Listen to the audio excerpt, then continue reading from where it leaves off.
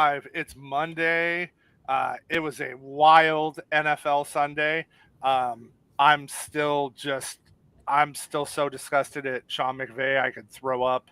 That was a 2.4 point swing. Dude, that pick six Bears, because I had Bears in most of the long teasers. That was a 6 point swing. That was 10 tick point unit. That was 10 units. 2 plays, essentially 2 plays, 10 unit swing. Yeah, it was. I'm still just disgustingly grossed out over that. Do you want me to throw him a bone and why? I was reading. I mean, I know why they did it. They did it because if it comes down at the end of the season, points total matter. Exactly. I understand why he did it. It doesn't mean I don't think he's a fucking twat waffle for doing it. Yeah, I agree. What they were on like the 25-yard line? Yeah, with like no time left. Like it was just. I don't know how many times the points have gone into that, but to me, it's one of those Hail Mary ones. If you Hail Mary it and it gets in, that's fine. Yeah, but that was, I mean, they got there, they got the points. It's just gross. So I'm going to go be disgusted on that. Well, we got a bunch of baseball tonight. More importantly, we got an NFL doubleheader after a wild college weekend. Colorado didn't cover. Travis Hunter took one of the worst cheap shots I've ever seen. I hope the line gets funky because I think Oregon and SC are going to blow them out back to back next 2 weeks. They're gonna see what real O line, what real D line, what real DBs look like here now versus some of the teams they've played to start. So should be a fun college NFL week, and I'm gonna kick it off tonight to probably the hottest hitting guy in baseball. Royce Lewis of the Twins gets the Great American Small Park tonight with the wind blowing out. Royce came up. He's one of the best prospects in baseball. He got hurt, and he struggled a little bit. He has been lights out since he came back. He's hit, I believe it's 4 grand slams the last 30 days now, which is like never been done. It's unreal. We shouldn't be getting this line at 3:30 in this park tonight, not when the wind's blowing out. So if you're going to give me this line at 3:30, he has a 272 ISO and 358 XW WOBA tonight against the guy who's pitching. So Connor Phillips is a young guy, but against righty. So I like it at plus 330 for our moonshot of the day. Royce Lewis of the Twins plus 330. I like it. A little bit square side here, but I'm feeling confident after I was on square side with Miami. I watched this Pitt team. I know our Niners are damn good, but I also watched our Niners show some very large exposures to the Rams. And I watched Pickett being off. I watched their line not being great. I watched them not able to stop the run. I like Cleveland Browns here, first half -0.5 at plus 104. That plus 104 part's important. You could kind of talk me into the money line, so you push on a tie, minus 117, but I like the plus 104 better as they could be down here. But the reason I'm going first half for all of you listening, I don't like going against home dogs in primetime. I don't like buying high against a selling low. That's what this is. But as Trev said with the eye test, I think Cleveland's going to overpower this team. I didn't see a lot from Pitt to give me hope for anything. Yeah, I get it. That's one of my buddies is a big Steelers fan, and we were trying to talk about tonight's game, and I'm like, do you know what do you think? He's like, I don't know what to do. We don't know who they are yet, right? It was kind of like the Giants after that stomping by the Cowboys. And the Giants looked like, oh man, I wanted that Cardinal win so bad to crush absolute survivor pools. I'm kind of sad they pulled that back, but I have a lot of Giants exposure, so it was good for fantasy. We just got news Barkley's out for 3 weeks, they think, with his ankle, which is crushing for me. So, all right. Now, this is just a math play for me, okay? Jamal Williams of the Saints, anytime touchdown, tonight, plus 130. So, he had 18 carries last week against the Titans. The Titans and the Niners both have arguably the best run defenses in the league, and it's a lot. There's those two, and there is everybody else in the league. And who they're playing tonight is the opposite. Carolina has one of the worst, absolute worst D lines in the league. I think this is super mispriced. So if you give me a guy that played 76% of the team snaps, no Alvin Kamara, he had 18 rushing attempts, and now he gets a much better matchup. I like the Saints tonight, and we'll talk about that here with the odds jam play.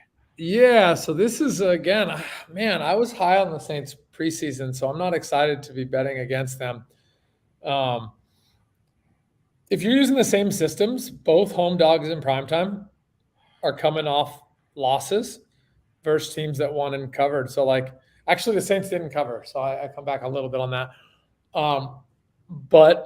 And you got Odds Jam here saying we have a 12%. They're recommending 4 units on Carolina money line at plus 147. And this is early in the season. Systems, I think I made a video about this the other day. Systems get smoked when people overbet them. I do think this could be a mismatch for Carolina, but feeding y'all what you came here for, OddsJam EV positive play of the day is Carolina money line at plus 147, plus 12% EV. So I am personally opposite of that, but I understand the math behind this. Yep. I get the value in this. My eyes tell me what he just saw with Pitt is what I saw with Carolina. I saw a rookie 5'10" quarterback with a suspect offensive line who is going up against one of the better defenses in the NFL. He's going to see coverages he hasn't seen yet. He's going to see pressure. Man. Yeah, they're fast. He's going to see pressure he hasn't seen yet. And back to, if it turns into, for some reason, this game starts turning into high scoring, which I don't think it's going to be. If for some reason it does, like, that doesn't help Carolina. That's, Chris Olave, right? Michael Thomas, Derek Carr, like that to me favors the Saints offense. I also really like Olave's matchup.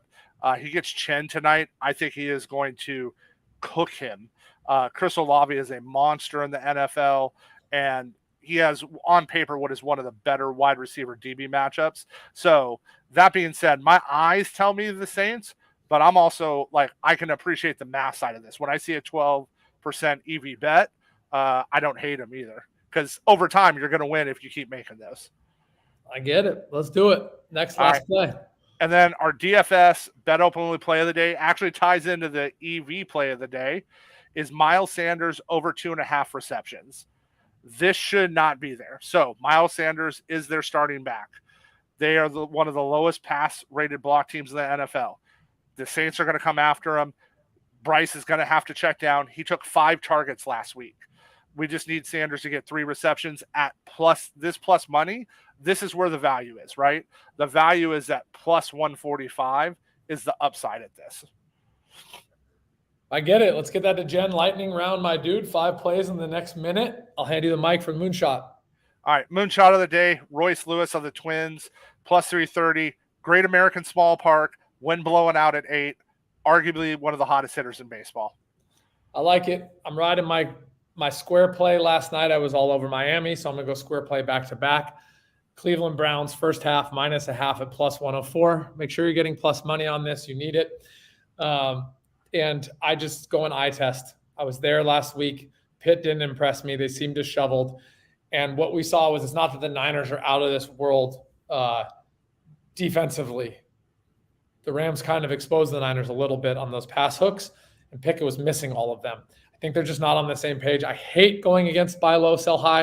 I hate going against home dog in prime time. That's why I'm moving it to the first half and taking plus money at plus 104 on the minus half point. Yeah, I like the plus money at that.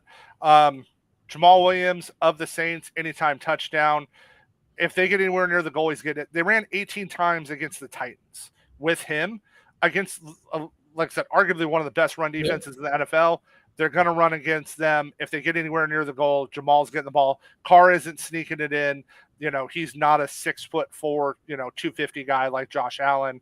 So I like Jamal Williams to score a touchdown tonight. I love it. OddsJam EV positive play, Carolina money line. I don't want to go systemically against both home dogs in prime time. Carolina's showing 12% EV at plus 147 on Bet Openly. I'm high on these Saints, but It's hard to deny odds jam at 12%. So I'm gonna hand Trev the mic and keep it light. Yeah, 12% is 12%, man. That's hard to pass up. And then our Bet Openly DFS play of the day, Miles Sanders of those same Carolina Panthers, over 2.5 receptions, plus 1 in 45. Use it in your DFS plays. Bryce Young's going to have to check down. Sanders had 5 targets last week. He's going to. I wouldn't be shocked if he gets more in this matchup. So at 2.5 for plus money, I love the EV side of this. I love it, my dude. Thank you. Good luck tonight. I love 2 Monday Night Football games. Yeah, I'm excited for this.